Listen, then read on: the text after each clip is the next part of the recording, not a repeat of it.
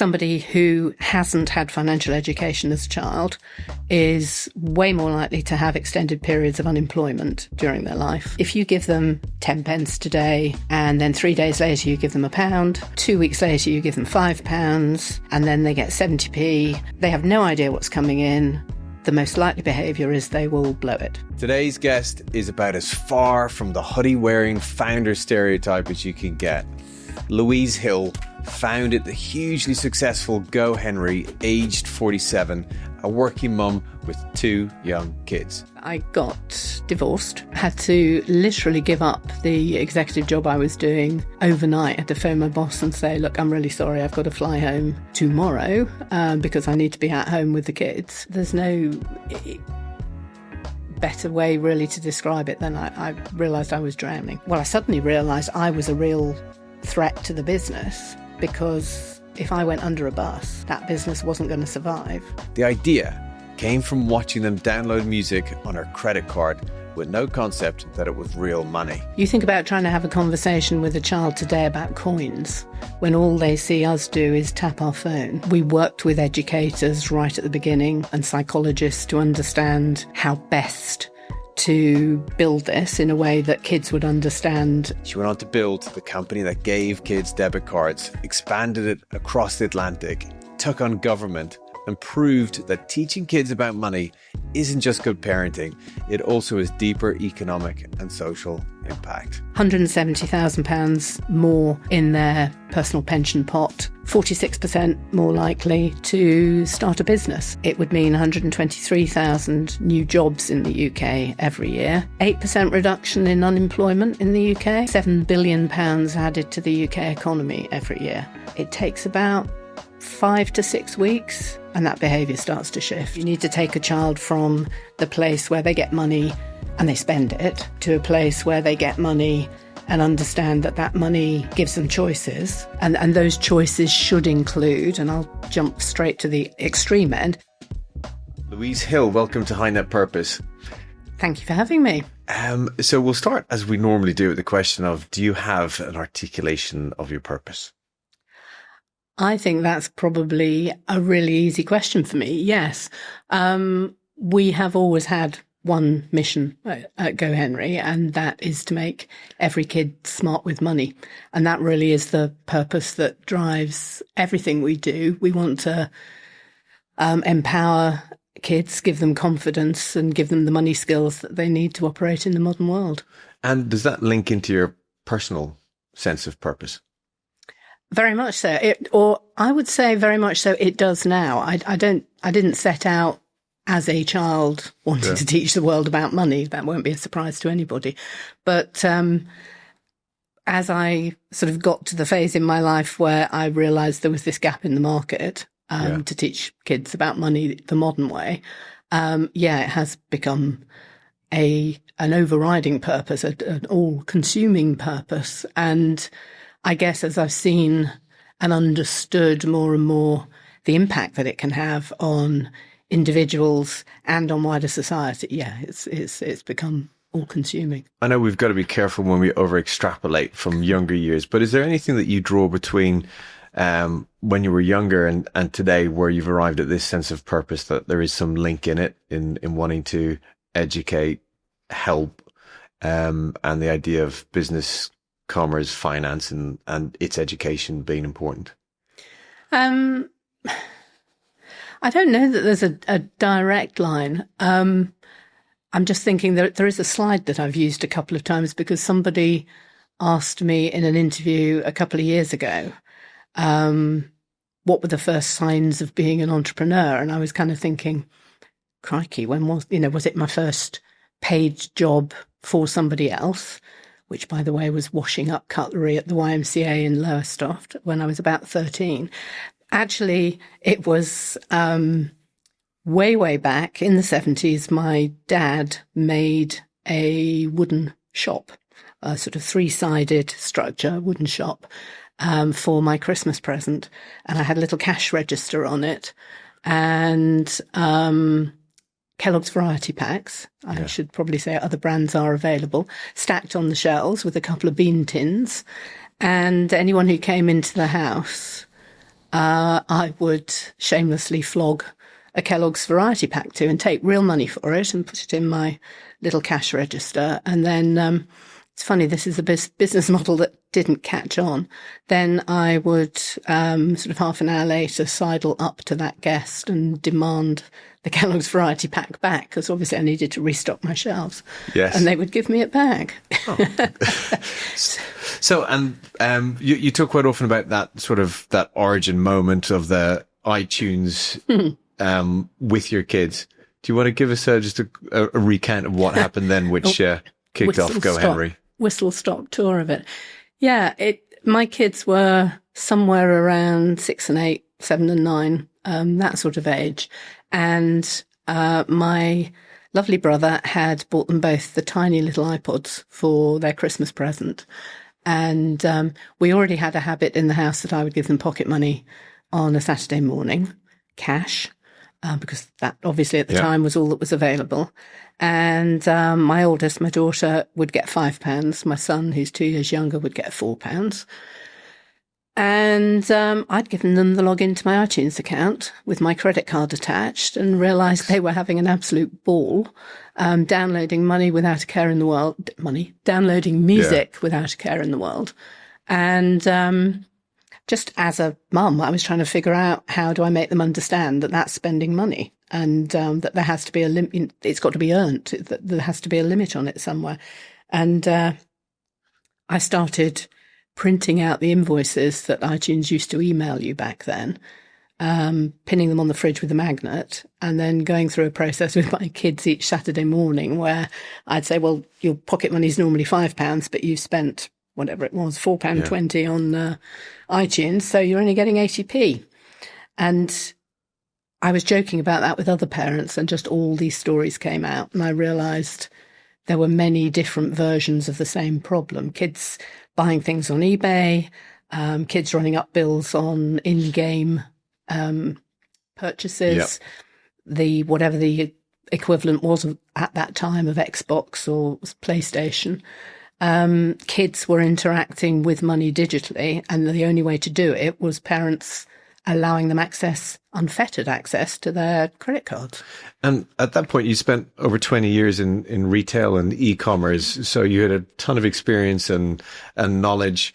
Were you looking for something like this, or was it purely that you went, that is such a big problem to solve, I'm gonna turn and focus on that? Honestly, I was always looking for the next opportunity. Yeah. So, way back 1998, when I was pregnant with my first child, I'd launched a e-com business with a good friend, with a business partner. And we traded that for 4 years and then had to sell it because we hadn't thought about how to scale it.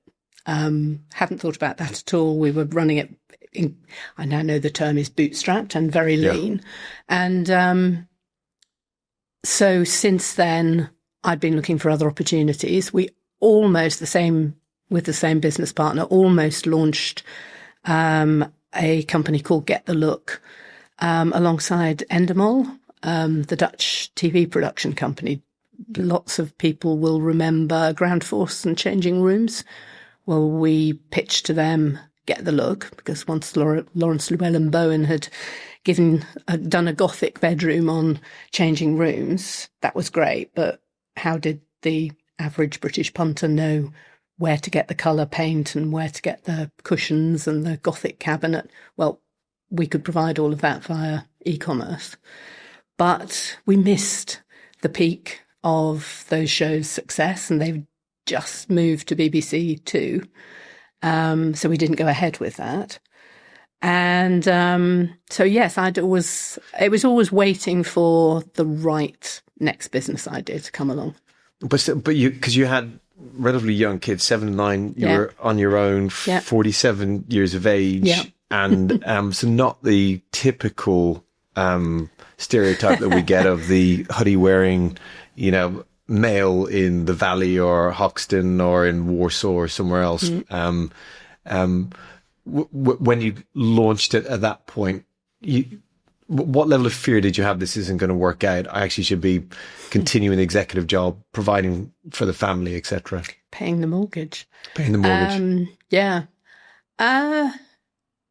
Do you know what? You asked were there things in earlier in my childhood. One, again, having reflected now, didn't realise it at all at the time, but one of the things my parents were brilliant at, whenever we went to them with whatever harebrained scheme we had or big plan we had, Dad's approach was always, do it. What's the worst that can happen? The number of times he said, what's the worst that can happen? If it all goes wrong, start again. And when I look back, I really do understand that was permission to fail, and that gives you huge strength.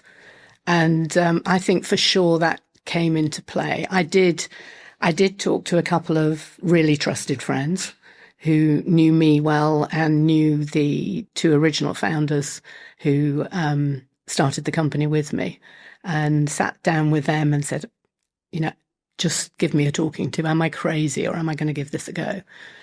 But where did your dad get that from? Because 70s in the UK was a pretty dark time in terms of inflation, state of the economy, unemployment, etc.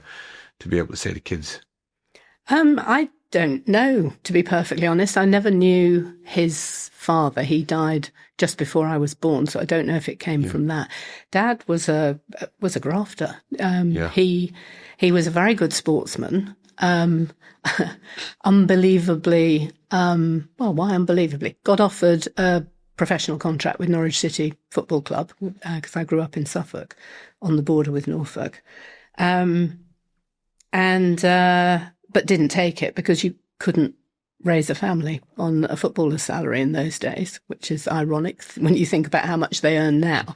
But he joined the biggest industry in Lowestoft at the time, which was trawling, fishing, deep sea fishing, as office boy, and worked his way up. And when he retired, he was managing director of the same company that he'd started as a 17-year-old. But you started off in this 18-month process of raising the pre-seed money. Yeah. Were you still working at your previous company, if you can say that? Or how did you manage to hold all that together? Yes. So many things all kind of came together. I got divorced, had to literally give up the executive job I was doing overnight. I had to phone my boss and say, look, I'm really sorry. I've got to fly home tomorrow because I need to be at home with the kids. And had to find a job that let me get home every night, but would still pay the mortgage. And did that. I led a transformation project at the Borough of Poole, which is now also merged with Bournemouth as well. My first and probably last ever foray into public sector. But that allowed me that they had flexible working. So I was able to work long hours some days in order to bank hours that I could then disappear off up to London or wherever I needed to go to talk to angel networks and angel groups and pitch for funding. And at that point, so I guess it's nowadays because cards are ubiquitous. I just remember back to then when if people saw someone with a card, they would go, it's a credit card, and they're sort of, they're spending on debt, and it was almost like a negative thing. Did you have an insight born out of just gut instinct, or you'd seen something that made you go, this is the place to start? I've always been a huge advocate of learning by doing. I think there's only so much you can learn with theory. And often when I'm talking about GoHenry, I liken money skills to swimming. You can learn all the theory you like about swimming, but until you get in the pool or the sea and actually start trying to do it, you're never going to learn. And I think money is the same. Until you have access to money and you make those decisions and make some mistakes, you never learn. So it was critical that we provided real money, real cards. And you said it was early days for that sort of thing. We were the first in the world to give cards to kids. And we went live with a contactless card at a time when I think It was WH Smith, McDonald's, Tesco's, and maybe a couple of other places accepted contactless in the UK. So there was a bit of a leap of fate, but you believe that the card would be the conduit to allow you to open up more of that wider financial education, even though at its heart there's sort of an invisibility of the money because it's a card. But that was the world we were moving into. Yeah. And if you think about today, you think about trying to have a conversation with a child today about coins when all they see us do is tap our phone. Yeah. Or perhaps bring out a card. Yeah. But, you know, I'd challenge most of us to think about when was the last time you used cash and why. So not to teach kids to operate in that world is madness. And so over the years of running GoHenry and the more access you got to more data on your own users, but then external research, etc., did your view on what financial literacy education for kids should look like change? Yeah. Yes. Yeah. I mean, I started off with fairly, I suppose, simplistic but fundamental principles. We worked with educators right at the beginning and psychologists to understand how best to build this in a way that kids would understand and would react to, because what we knew, what we believed, I won't say what we knew, what we believed was we needed to shift behaviours. You need to take a child from the place where they get money and they spend it to a place where they get money and understand that that money gives them choices, and they can, and those choices should include, and I'll jump straight to the extreme end, those choices should include put a little bit into an investment pot, put a little bit into your emergency savings, maybe donate some to charity, and then the rest, that's up to you. That's your spends, if you like. And we wanted to figure out how do we make those behaviour changes. And yes, as we've gone along, this November will be 14 years live in the UK.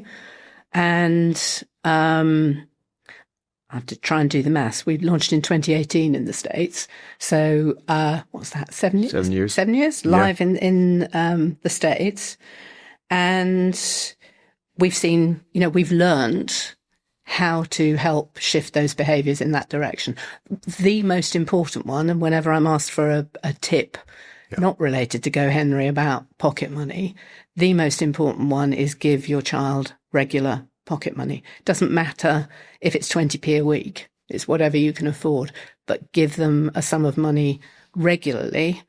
And the reason for that, if you give them 10 pence today, and then 3 days later you give them £1, and 2 weeks later you give them £5, and then they get 70p, they have no idea what's coming in. The most likely behaviour is they will blow it. If they know they're going to get 50p every Saturday morning without fail, it takes about 5 to 6 weeks and that behaviour starts to shift. And they don't just spend the money, they will start to save, and they'll start talking to you about what they want to save up for and how long it's going to, all those great conversations. Yeah. And then how do you start that nudge though to them saying, I will save a bit, I will give some to charity, and then I'll look at my own discretionary? The word is the word discretionary, but, by putting all of those things in front of them. So when we launched GoHenry, we talked about the 3 pillars of money management, and that was earning, saving, and spending. Hadn't even thought about charity donations, which we call giving.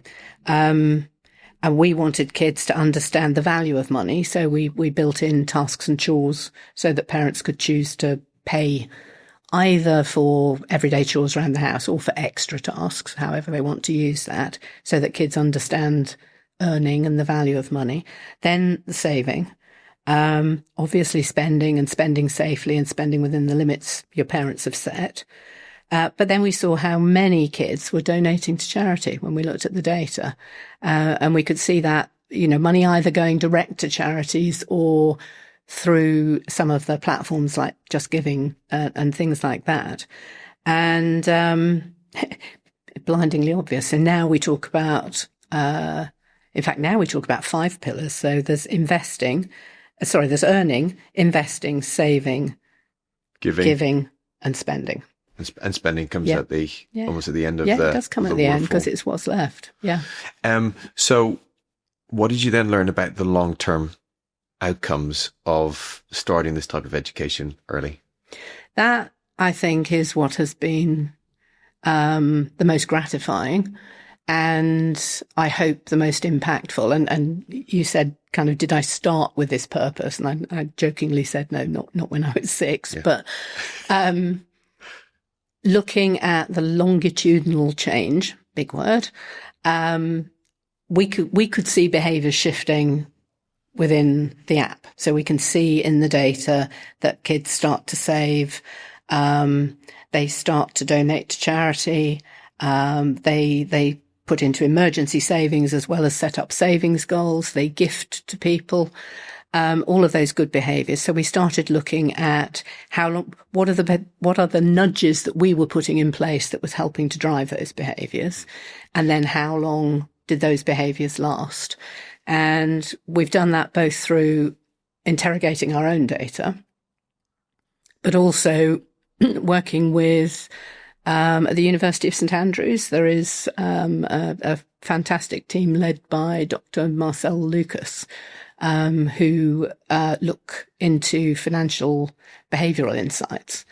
And he's taken a lot of the data with his team and looked at it. And we've also used external firms research firms to look at the impact.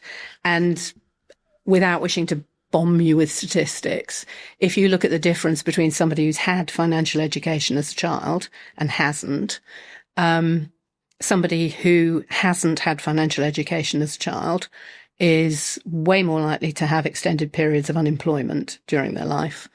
And 82% of people who have not had financial education as a child have less than £400 savings, which, when you think about, if you have a bump in your car or your boiler blows up or any of those things that happen in life, if you haven't got access to a little bit of emergency money, you've immediately got to go to credit cards or worse. And that's not necessarily the best thing to do. That's how people can start to get into trouble, that becomes very difficult to dig themselves out of. If you look at people who have had financial education as a child, some of the stats I like, £170,000 more in their personal pension pot than somebody who hasn't. And a stat that when I first heard it, I kind of shrugged my shoulders, 46% more likely to start a business. And I shrugged my shoulders and went, yeah, great. That's really nice. When you extrapolate that out, that means just over 75,000 new businesses in the UK every year. It would mean 123,000 new jobs in the UK every year. And again, those figures are slightly meaningless to most of us. 8% reduction in unemployment in the UK and £7 billion added to the UK economy every year. Every year. Wow. So, I talked earlier about there is an impact on individuals and individuals' life outcomes, but there's also a massive societal impact. Really can't be underestimated. And how young should the process begin? And if it starts earlier, does it have an even higher level of efficacy later in life? Absolutely. So just about anybody who operates in the space of kids and money will quote a study that was done by Cambridge University. It's quite a long while ago now. I hesitate to say 2014. There's probably somebody out there who will prove me wrong, but it's quite a long while ago. And it showed that financial attitudes, so attitudes to money, are formed, not start to be formed, are formed by the age of 7. Wow. And what that means is, if you're growing up in a house where nobody speaks about money, that's what you're picking up. And you think about young children, how they're sponges, they soak up everything that's going on. If you're in a household where money's a huge worry and people are worried and anxious about money, that's what you're picking up. And so the earlier you can start, the better. We start at 6 for that exact reason. We didn't when we launched the business. We started at 8, but we've lowered that age to 6 in response to that research and in response to the number of customers who were saying, I've got it for my 8, 9, 10-year-old. I need it for my 6-year-old.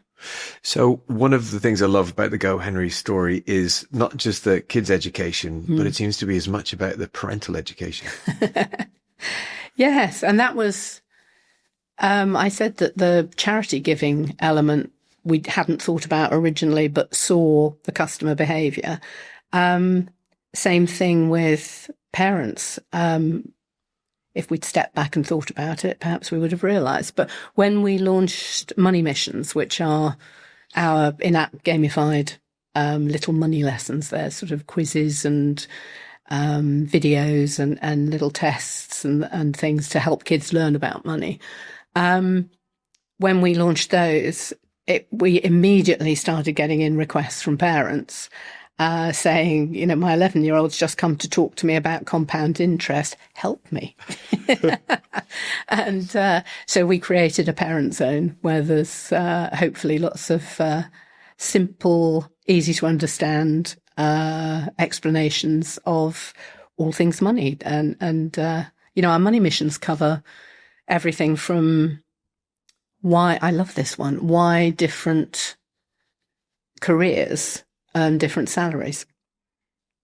Never thought about that, but it's fascinating, isn't it? Why does a nurse earn one thing and a brain surgeon earn another amount of money and a banker earn a different?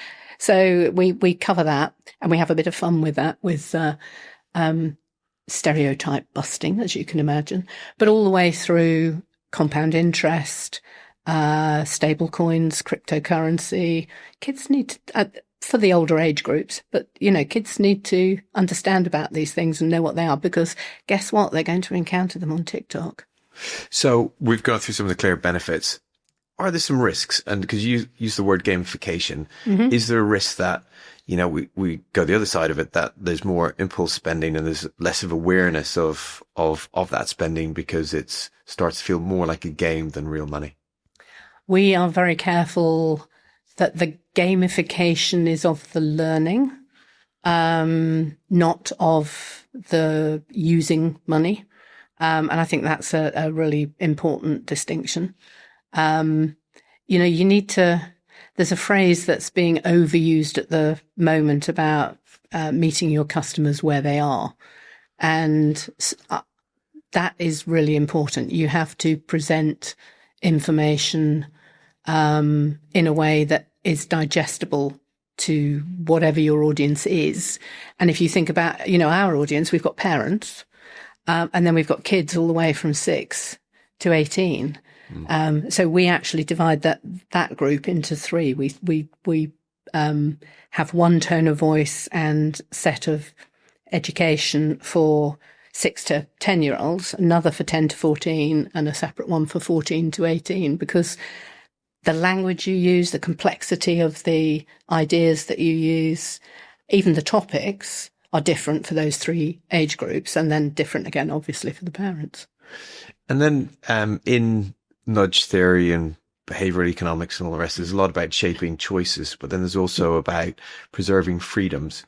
How do you stop an effect where we end up with a situation where it becomes helicopter parenting because they see all the transactions, they are controlling what the child is spending their money on? Do you know what?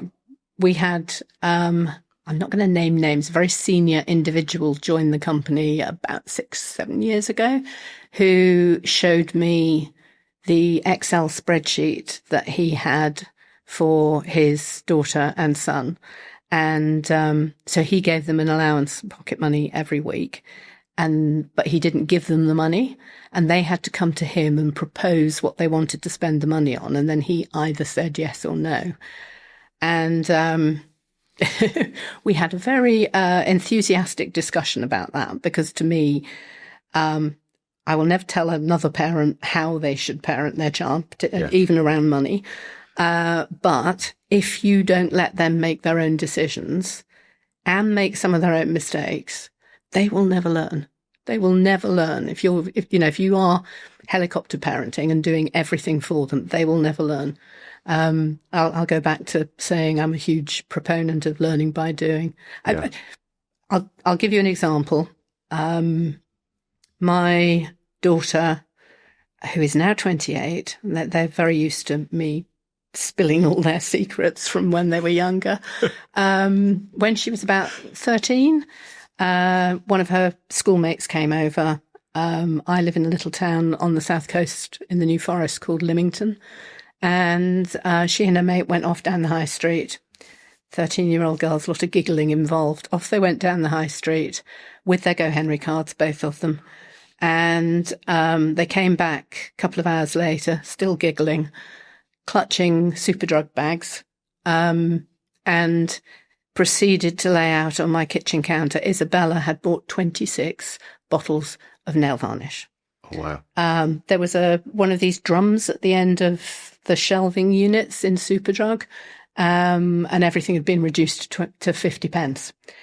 She literally had something like 26p left on her GoHenry card. She kept going until she couldn't buy any more.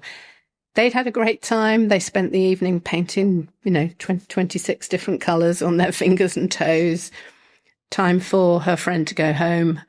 And then Izzy came charging downstairs and said, "Oh, so-and-so's just phoned up and said, do I want to go to the cinema tomorrow?" And I have talked about this before. It was, as a mum, it was really tough not to reach into my wallet and give her a £10 note. Yeah. But I said, "Oh, do you have enough on your GoHenry card?" And of course her face fell. And she said, "No." I said, "Well, that's a shame, isn't it? Well, there'll be another chance. They'll ask you another time. Never mind. You've had a lovely time today, haven't you?" Of course, she stomped off upstairs. But she came down again half an hour later, let's say, and she said, "Mum, you know those men you take your car to at the weekend to get it cleaned? How much do you pay them?" Oh. And I thought, okay, I know where this is going. And I said, "Well, 12, I can't remember now, 12, 13 pounds. This was a long while ago, over 10 years ago." And I said, "I usually round it up to 15 if they've done a nice job." And she said, "Can I clean your car now?" And it was about 10 o'clock at night. Yeah. But do you know what? I said yes. And we went outside and stood with her while she cleaned the car inside and out, gave her 15 quid and she went to the movies. But that's the sort of thing I mean, that they need to learn. Once you've spent it, it's gone. And you either have to wait for next pocket money or you have to earn some more. What have you learned, or have you formed any ideas about how the conversation comes the other way back when the kids want to know about the family's wider financial situation? Mm-hmm. Very, very early on, when I used to talk about GoHenry and nobody had heard of it, I used to have some slides where I would stand up on stage and say, "I'm here to talk to you about the thing that the British public never want to speak about." And then I'd put up a big slide with big letters that said sex on it. And then the next slide was sex with a big X through it. And it's like, no, not that one, the other one, money. The British public are incredibly close-lipped about money. It's really interesting talking to other people from other cultures about whether they share salary information or whether they talk about household income or talk to we really need to try and get over that. Not necessarily tell your kids how much money you earn. I have never told my kids my salary. But to have those conversations in the home about money, that I think particularly came to the fore as we were coming out of COVID and the cost of living crisis, as it was termed by the press, sort of came into full force. We were really encouraging parents to have conversations with kids because, again, kids were picking this up, be it from TV, from the press, on their phones, and conversations at home or sense of worry at home. And we tried to give parents a lot of ways to trigger conversations in a supportive way, or tips, games they can play with their kids, things they could do with their kids to get them involved so that the kids felt they were helping. Going back then to you as a founder, Yeah. Do you think there's a different path for female founders? The stats will tell you that female founders get far more VC far more. Why did I say that? Far less VC investment, sub 2%, which is terrifying when you look at that, because there's also an equal amount of evidence to show that female-founded businesses give better returns to investors. But I have never viewed myself as a female founder. And while I think there should be a lot of noise made about the fact that female founders are not currently getting access to capital to allow their businesses to grow, because we need to change that, the slight fear I have is that the amount of publicity around that could create a situation where a woman goes to pitch her business feeling she's already at a disadvantage. And I think you need to walk into any room completely ignoring the fact that you're a particular colour, a particular race, a particular gender. You go in as a business person with your business. And that's what I've always tried to do. And we have found funding, and we have been able to grow. And we wouldn't have been able to grow in the same way or at the same pace if we'd not found the funding. So I support the noise around it. I support absolutely, and have been very, very involved in trying to change that. But if any female founders are listening out there, just go in and be yourself and be a business person and pitch, because the money is there. Because you've been pretty effective as a fundraiser. You had your initial pre-seed, you did the crowdfunding, broke all the records on that, and then you started raising money in the US. Yep. Was it 2020 that you got the 50 million Series A with Edison? Yes, but you're missing out the horrible bit before that. Well, you're an overnight success and raised all the money really easily. So. No, we that round. So the pre-seed. I didn't even know it was called pre-seed back then. Yeah. Pre-seed, another small round from angels, and then 2 rounds. Well, 3 actually, because we did a little top up, but 2 big rounds of crowdfunding. 4 million and 6.2 million. And then we'd launched in the US. We got going, but didn't really have enough money to put our foot down hard to grow in the US, and went for what I've been calling our late stage A series, because it was $40 million. 40. And we pitched to 103 UK and European funds and didn't find one single fund that was prepared to lead. We found 7 said they would follow if we found a lead, but we didn't find one single lead. And, I look back now and think, why on earth were we continuing to look only in Europe and the UK? Partly because that was the market we knew, partly because the success of our crowdfunding meant we didn't have any VCs on our cap table, so I didn't have the contacts. We didn't have the contacts. We had to make new contacts, and partly ignorance. But we regrouped and went to the US, and in 3 months we found Edison Partners led the round. One of the funds that had said they would follow, Revire, which is a French-based tech for good fund, they did follow, and then Muse Capital, City Ventures, and some other smaller investments. So you're saying it's not necessarily a numbers game. To some point, it's about actually going to the right market for where the money is. Yeah, was the lesson.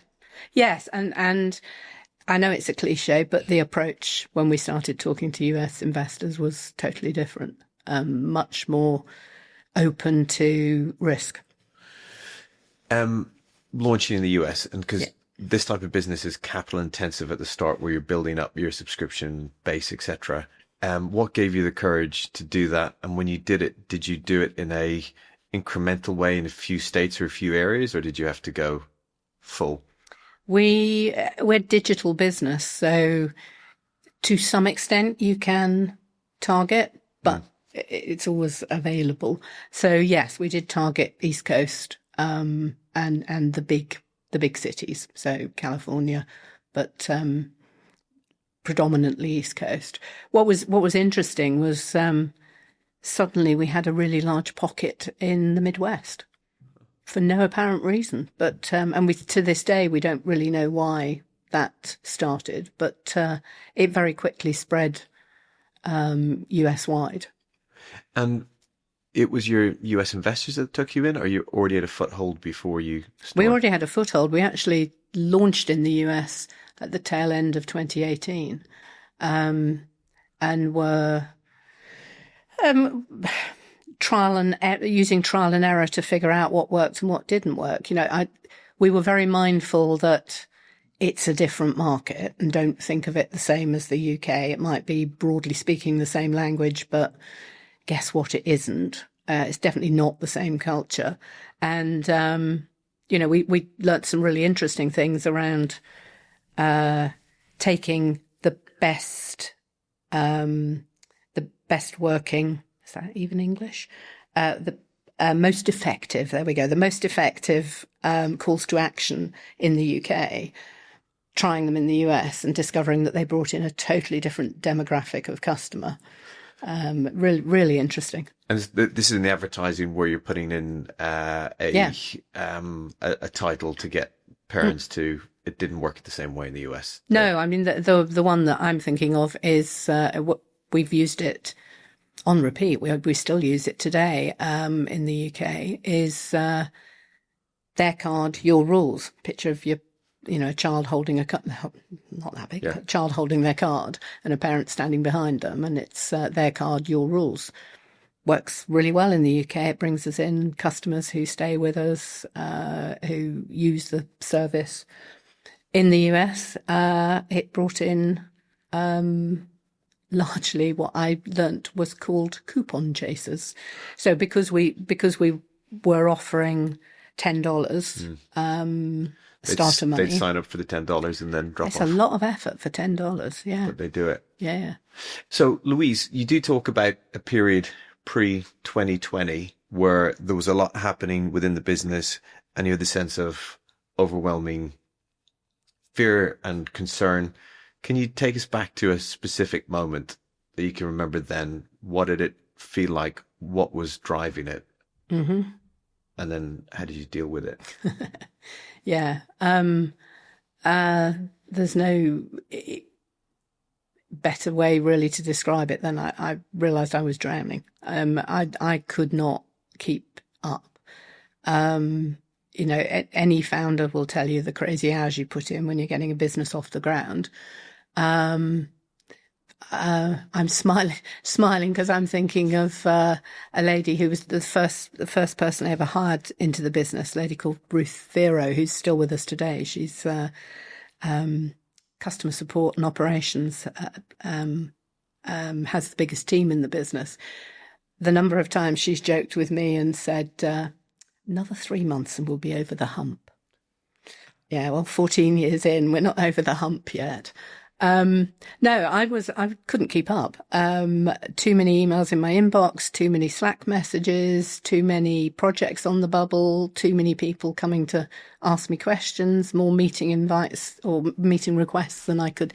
Literally, I was underwater, and I hate that. I need to be able to feel I know what's going on. I know all the plays that are in the game. And so I suppose what I've learned to do over the years is if something's feeling horribly wrong, try and step back. Because if you're in it and looking at it, you won't see what's going on. So I tried to step back, and I realized I thought I had been priding myself on the fact that I delegated, and we've got, by that time we'd got managers, we got a couple of layers of management underneath me. I delegated budgets to each of the functional leads. I delegated a lot of the decision making to them. So I was kind of patting myself on the back thinking I'd done a good job. And actually, I hadn't delegated properly because there were still too many things that were in my head, why we did things in a certain way, why that mattered, or all of the key contacts at what I'll call our critical suppliers, all of our banking partners, I was the lead contact point. Even silly things like because I did everything at one point, who had the login to fairly major systems or fairly major partner systems. It was me. So everybody had to come to me for so many things. And that was what was making me drown. And so I was trying to think about how do I solve that? I decided, I suddenly realized I was a real threat to the business, because if I went under a bus, that business wasn't going to survive. And so I set up a campaign. I often joke I love a campaign, but I think if you give something a name, it gives it a real focus. So I set up a campaign called Single Points of Failure. And I tasked every single team, me included, to identify and write down on a giant spreadsheet or Google sheet every single thing where only one person knew how to do it, only one person had the contact point, only one person had the login. And there were so many things on there. And when you actually looked at it, that was a massive risk to the business. My name appeared on it the most, no question about it, which was embarrassing. But we then worked through it. It took 3-4 months, but we worked through and eradicated those. But that sounds like a lot of smaller fixes. But was there something organizationally, or the people, or how you'd coach people into new roles, or something else that needed to happen? No, I think it was genuinely that everything, well, not everything, but so many things had to come back to me. And it's, that is something that is a danger at multiple points in an organization's growth. So we still, every 9 months, every 12 months, we will go back and let's do the single points of failure again. And it's amazing how often you pick up, there's a real weak spot over here. You've also talked quite a bit before about key decisions and linking them to the purpose of the organization. That sounds great, but is that in reality what would happen? Yeah, it's something I've come to realize over the last 14 years and now am adamant about. So, one of the things we merged with, or were acquired by Acorns, US fintech group, 3 years ago, April 2023.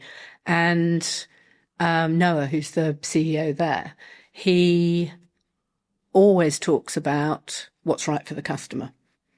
And it's incredible how often what's right for the customer answers whatever internal debate you're having. I'll give you an example for GoHenry. We pre-Acorns, but probably 5 years ago, we wanted to launch a junior ISA.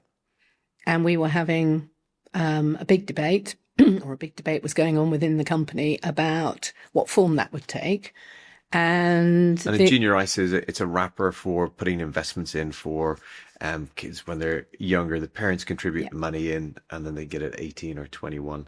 Exactly. I think the US equivalent is a UGMA or a UGTA. There's two letters that either can work. Yes. And in the UK, the biggest market is a cash junior ISA, which makes no sense if you are investing for 18 years for a child. I totally agree. Because your money, yes, your money will grow with the small interest that is paid on it. But in terms of against living standards, it will go down. If you put it in the stock market, in a diversified fund, it will grow. And compound interest will work its magic, as well as the stock market. And so the debate was, we can get more customers. The British public propensity to invest is not huge. I know that's something that there is a big campaign at the moment to try and improve that. But so the debate was, we can make more money if we launch a cash junior ISA. But the right decision for the and this debate, but the right decision, the financially sound decision, is a stocks and shares junior ISA. And this debate was raging. You drop into it, what's the right decision for the customer? Yeah. You've got your answer. So we launched a stocks and shares junior ISA, and we tried all sorts of things. We put fake front doors, so to test what the customer would want. We put a nutmeg junior ISA choice, a Vanguard junior ISA choice, and a GoHenry one. And what was amazing was by far the most people clicked on the GoHenry junior ISA. So we knew we had sufficient customer trust. Yep. And then we tried, so we had a GoHenry junior ISA. This was just test at this point, a GoHenry junior ISA. And we put, one set of customers saw a choice of 3, and the other saw one single diversified fund. It's a Vanguard fund. And the drop-off when you presented our everyday GoHenry customers with a choice of 3 was huge. When you presented them with a choice of 1, they went through. So we offer one diversified fund. And I'm really pleased to say that that part of the business has grown really strongly since. And so Acorn, who, as you mentioned, April 23, merged, acquired, and they're more on the investment planning side and micro investing, etc. Yeah. At the point when you signed the deal, did you have any of that sort of founder sense of grieving for what you built? And No, not at all. No. Do you know, we'd been talking to Acorns for probably 3 years prior to that, and looking at what was the right timing and the right way to bring the companies together. No, they are mission-led, just like us. They're all about, the phrase they use is helping the everyday American build wealth. And it, yes, as you said, through micro investing, roundups, cash back. They call it cash forward because it goes into the investment account, helping them grow their acorn into a mighty oak, to use the analogy that they use. But no, very much purpose-led, mission-led, same thing, education, a core part of it, but for adults. And if you think about, you know, with GoHenry, our customers fall off the end when they hit 18. And we were not offering them anything else. Acorns had a product or a suite of products for adults, but they didn't have anything for kids. So it was just, it was the dream team. We came together, and we've spent the last, it's been 3 years, but a year and a half ago, we integrated GoHenry. We rebranded it as Acorns Early. And that is now part of the Acorns suite of products. And if you're on a Acorns Gold subscription, you get Acorns Early alongside all of the other products that Acorns offers. So earlier on this conversation, you said that you wouldn't get back into the public services sector, but you seem to have moved from product and service creation to now looking more at systemic, and that is. I guess I'm referring more to your lobbying of the government. Where did that start? And can you update us on where you got to at September 28th? Yes. So that comes from looking back at our mission statement to make every kid smart with money and saying, how do we deliver on every when we are a paid for subscription service? You know, we're never going to get to the point in any of the countries we operate in where all kids have access to it. So if we believe that's important, which we obviously do, how do we change that? And we looked first at whether we could create a GoHenry Foundation and get funds, corporates to sponsor that and give GoHenry free to certain groups of the public. The more you delve into that, you realise how incredibly difficult it would be to determine who gets it free and who has to pay, and how you make sure that's not gamed in some way. So we moved away from that idea. And the only thing that made any sense to me was get it into the school system.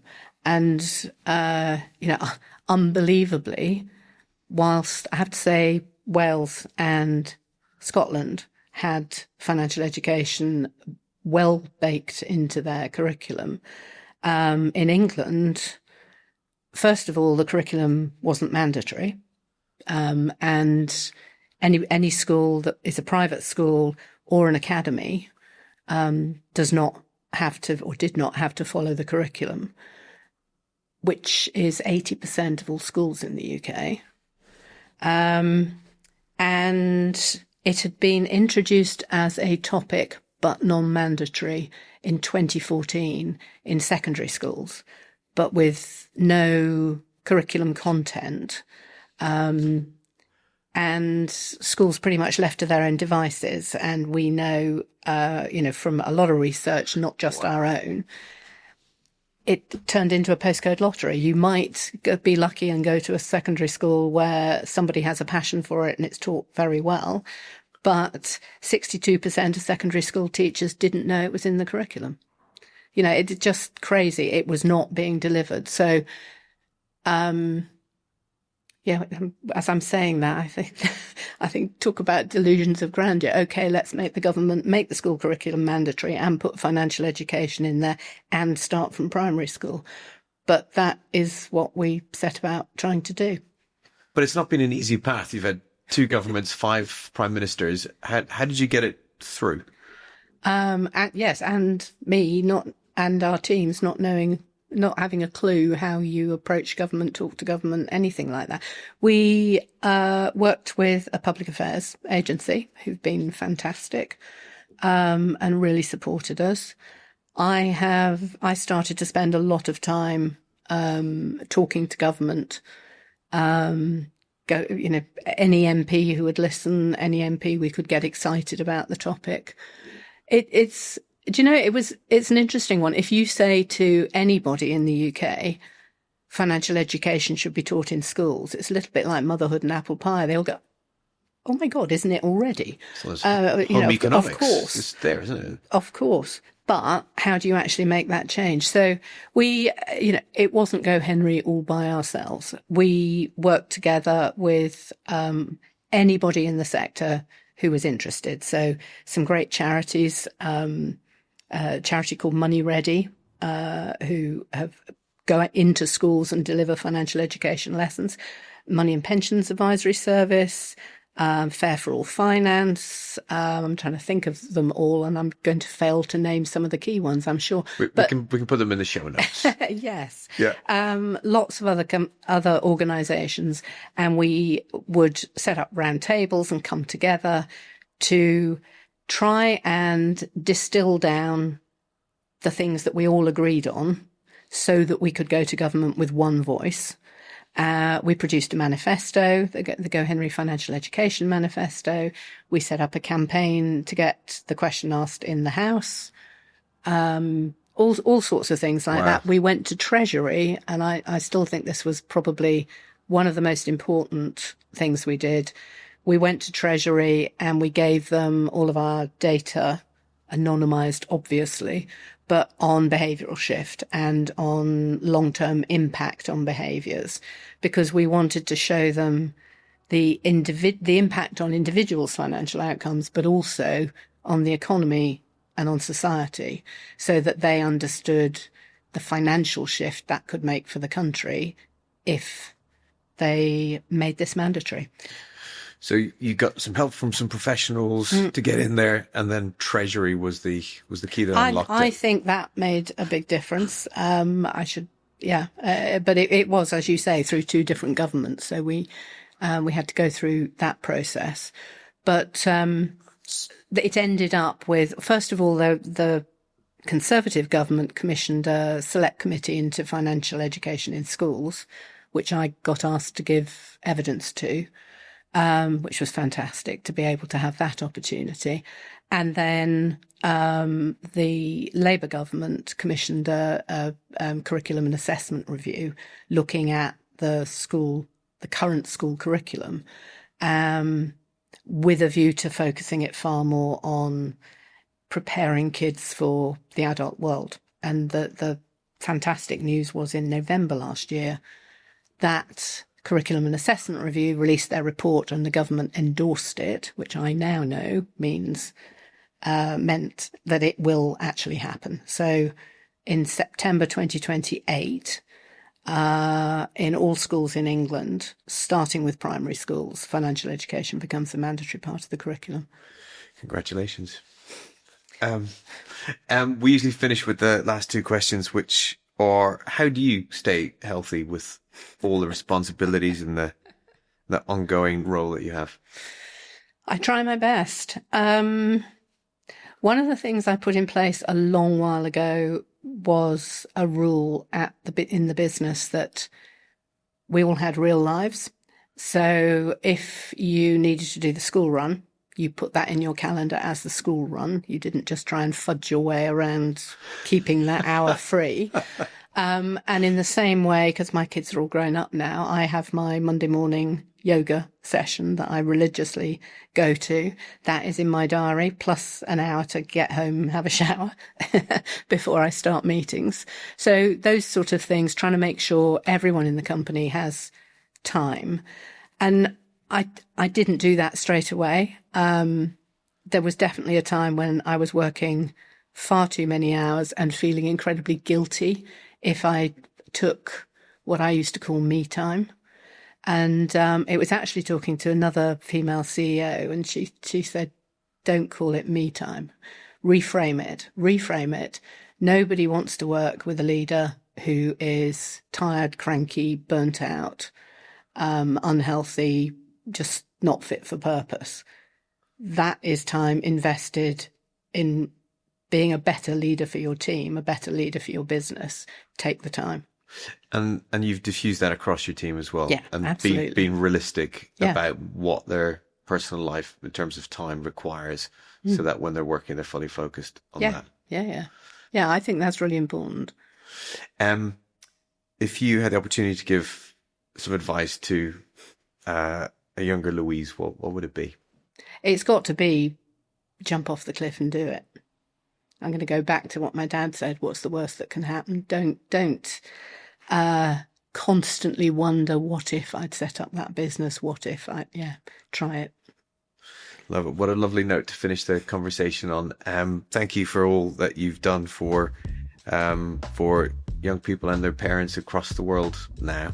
I'm really excited to see what happens in the next chapter and with into 28 as well. Thank you for the time today on a busy day in London, and again for all you do. Thank you. All content of High Net Purpose is provided as general information only. It does not constitute any advice, recommendation, or representations, and is not intended to influence listeners or users into making any specific investments or any other decisions. Please be aware that guests and presenters on High Net Purpose may have investments in any of the topics or products being discussed. Their reviews and opinions are their own and should not be taken as endorsements or financial advice. Before making financial decisions, we strongly recommend seeking advice from a qualified financial professional. This podcast may not be copied, reproduced, further distributed, or published in whole or part.